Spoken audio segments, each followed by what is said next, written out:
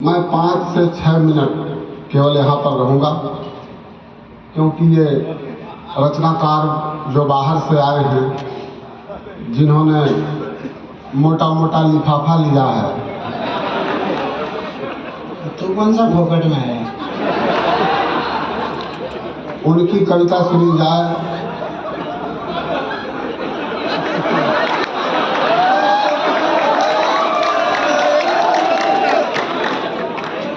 शंभू भाई को ढूंढते ढूंढते यहाँ तक आ गई। नहीं, ऐसा नहीं है बेटा। पहले तानसेन आते थे तो मोर आते थे, अब इन सरी के उबड़ खाबड़ माइक पे आते तो ये आते हैं। बहुत बहुत धन्यवाद। और अच्छा, उसका रंग भी तेरी जर्किन से मैच कर रहा है।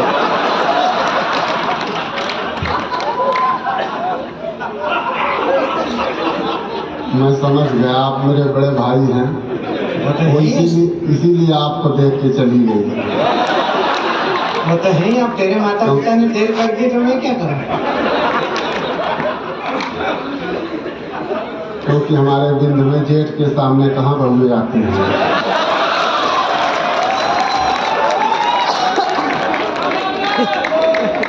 तो गाय का पंडित तेरे को इतनी अकल नहीं? 12 महीने में 1 महीना जेठ का भी होता है।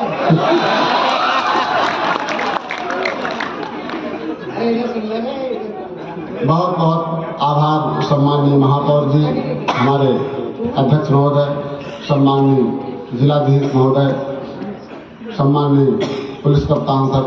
भूपेंद्र जी, चाय पिलवा दीजिए। मंच पर जैसा कि मैंने कहा है कि मैं 5 से 6 मिनट रहूँगा। हमारे सुदीप भोला जी हैं, शंभू शिखर जी हैं, और देश की वो श्रेष्ठतम व्यक्ति हैं जिन्हें आप सब सुनेंगे। सब ऐसे रचनाकार हैं जो पूरे विश्व में अपनी ख्याति अर्जित करते हैं। हालांकि सब बड़े रचनाकार हैं, बड़ा मैं भी हूँ।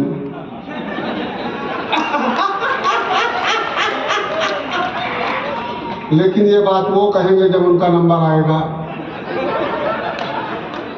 ये सब विदेश गए हैं, मैं नहीं गया, क्योंकि मुझे सपना से ही फुर्सत नहीं मिली।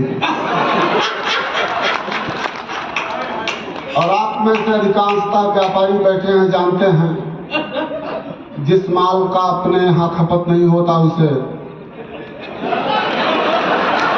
बहुत बढ़िया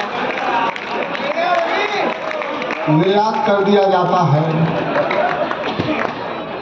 इसलिए तमाम रचनाकार बैठे हुए हैं।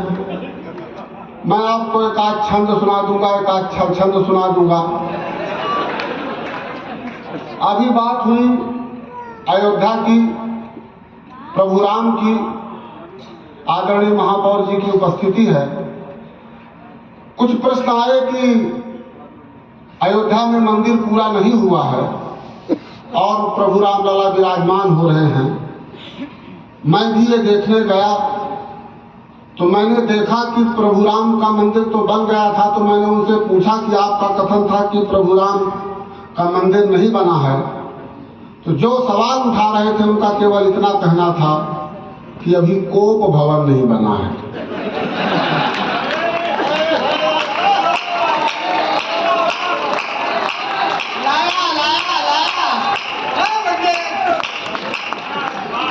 बोले कोप भवन नहीं बना है। इतनी वैमनस्यता पता नहीं क्या है। प्रभु राम के स्थापना के दिन मैं भी अपने यहाँ रामायण का रखा था। हालांकि मैं किसी दल के व्यक्ति को नहीं बुलाया था, लेकिन अलग अलग मानसिकता के लोग आ गए थे। हम रामायण पढ़ने लगे तो हमने पढ़ा कि हुई है वही जो राम रुचि राखा, को करी तर्क बढ़ावहि शाखा। तो एक खड़े हो गए सज्जन, बोले यहाँ शाखा कहाँ से आ गई?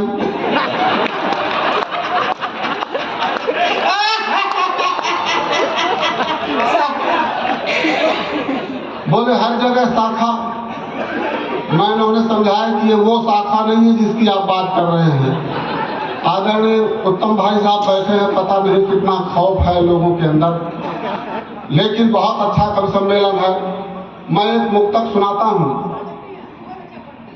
कि न्याय न दे जो विधि होने का क्या मतलब,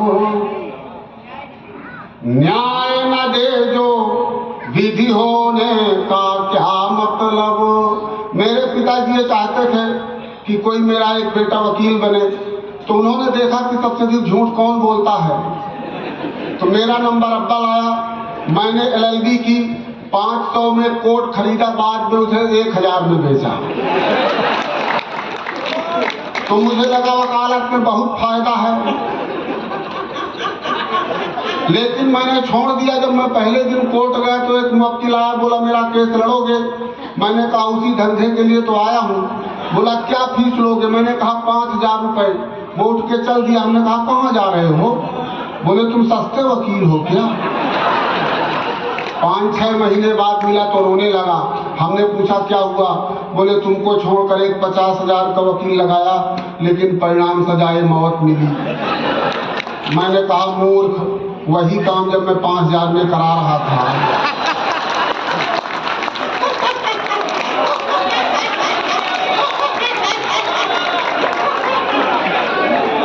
तो इतना सब कुछ करने की आवश्यकता क्या थी?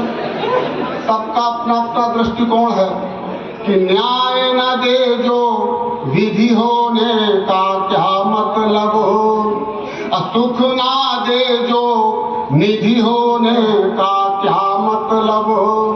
और राजनीति में गए और दल ना बदले,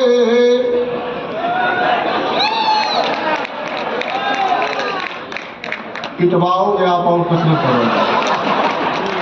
सच बताएं, नागौर में एक कवि सम्मेलन था, योगेश भैया।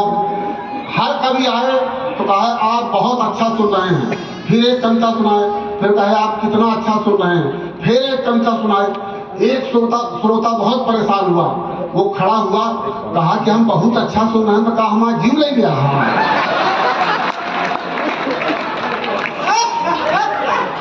मैं वो नहीं करना चाहता हूं कि न्याय न दे जो विधि होने का क्या मतलब हो, सुख ना दे जो, ये तमाम ये विकास बहुफल हमारे नेताओं के विषय में आप कुछ उल्टा सुल्टा नहीं कहेंगे, ये अधिकार केवल मुझे है। न्याय न दे जो विधि होने का क्या मतलब हो, सुख ना दे जो निधि होने का क्या मतलब हो। और राजनीति में गए और दल ना बदले, ऐसे जनप्रतिनिधि होने का क्या मतलब हो। ऐसे जनप्रतिनिधि होने का क्या मतलब हो। और 4 पंक्तियां अयोध्या पर तमाम हमारे आदरणीय मित्रों ने, हालांकि अमन जी के उस गीत के बाद कुछ कहना शेष नहीं रह जाता, लेकिन जब अयोध्या का निर्णय नहीं आया था तो मैं अयोध्या से गुजरा तो वहाँ खुदाई चल रही थी। मैंने पूछा ये खुदाई क्यों चल रही है? बोले हम पता लगा रहे हैं कि राम यहाँ पैदा हुए कि नहीं पैदा हुए। तब मैंने एक छंद लिखा कि राम कौन सी खुदाई में मिलेंगे, कि कौन सा किया है जाम बुद्धि ने लिया विराम, सोचते हो खोदने से राम मिल जाएंगे। कौन सा आप ताली बजा दीजिएगा ताकि इन कवियों को भी मेरा कुछ एहसास होता है।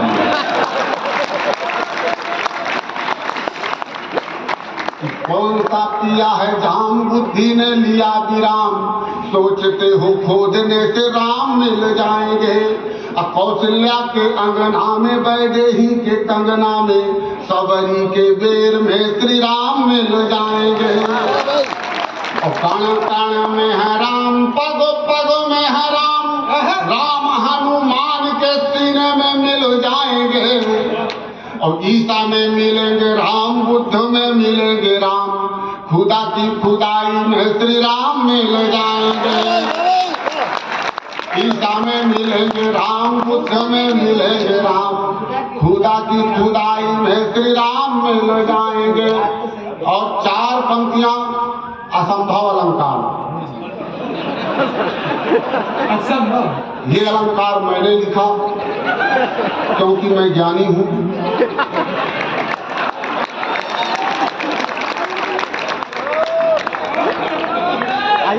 कि चांदनी भी चांद से जुदा हो सकती है मित्र, सूर्य भी जुदा हो सकता है आसमान से।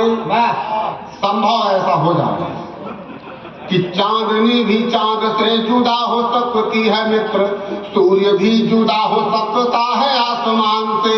श्वास प्रति श्वास से पवन जुदा हो जाएगी, रोशनी जुदा हो जाए भोर से बिहान से, और संभव फूल से भी खुशबू जुदा हो जाए, रागनी जुदा हो जाए स्वर से व तान से। किंतु उन क्रूर आतताइयों से कह दे कि कश्मीर जुदा नहीं होगा हिंदुस्तान से। किंतु उन क्रूर आतताइयों से कह दे कि, और 1.5 मिनट का एक भजन सुना देता हूँ मित्रों। ये वो भजन है जिसे गाकर अनूप जलोटा रसलीन हुए। आप मंच में एक देवी का विराजमान हैं जो श्रृंगार की कविता सुनाएंगी। मैं भी श्रृंगार की ही सुना रहा हूँ, मेरा अलग तरह का श्रृंगार है। आप उन्हें देखिएगा, मेरा गीत सुनिएगा, हालांकि आप कर वही रहे हैं। दर्द देखिएगा, मेरा दर्द देखिए, दर्द। तेरा जिंदगी में आना। योगेश भाई साहब आप धीरे धीरे हंसिएगा, भाभी जी बैठी हुई हैं, मैं उस दर्द को समझता हूँ। खैर, तेरा जिंदगी में आना गजब हो गया, तेरा जिंदगी में आना गजब हो गया, तेरा रूठना मनाना गजब हो गया। 2 सिमों में तेरे बैलेंस मैं भराऊं। जितने भी हमारे चरित्र के हैं वो ताली बजा रहे हैं। 2 सिमों में तेरे बैलेंस मैं भराऊं, खाली हुआ खजाना गजब हो गया, तेरा जिंदगी में आना गजब हो गया। तेरा और जितने थे पूर्व प्रेमी यमलोक को गए सब। अब इस तरह छुपे बैठे हो तो हम क्या जाने। जितने थे पूर्व प्रेमी यमलोक को गए सब। ये बघेल खंड है, आदरणीय जिलाधीश महोदय। हमारे यहाँ बघेली बोली जाती है। बघेली बहुत कम शब्दों में अधिक अभिव्यक्ति देती है। पिछले दिनों इंदौर में एक प्रतियोगिता हुई जिसमें कहा गया कि अंदर प्रवेश करने के लिए सबसे कम शब्दों में कहा जाएगा उसे पुरस्कार मिलेगा।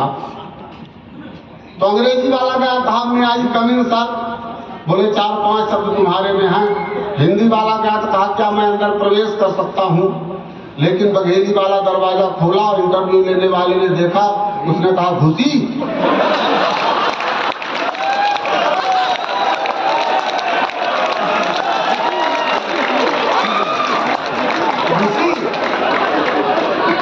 तेरा जिंदगी में आना गजब हो गया, तेरा रूठना मनाना गजब हो गया। और जितने थे पूर्व प्रेमी यमलोक को गए सब। जितने थे पूर्व प्रेमी यमलोक को गए सब। मैं आखिरी दीवाना गजब हो गया, तेरा जिंदगी में आना गजब हो गया। और ये कविता की अंतिम पंक्ति है, इसके बाद मैं शहीद हो जाऊंगा।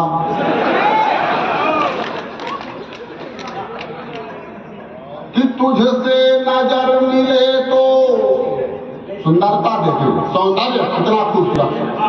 कि तुझसे नजर मिले तो मेरी रूह कांप जाए। तुझसे नजर मिले तो मेरी रूह कांप जाए। बाघिनों की जनाना गजब हो गया, तेरा जिंदगी में आना गजब हो गया। तेरा रूठना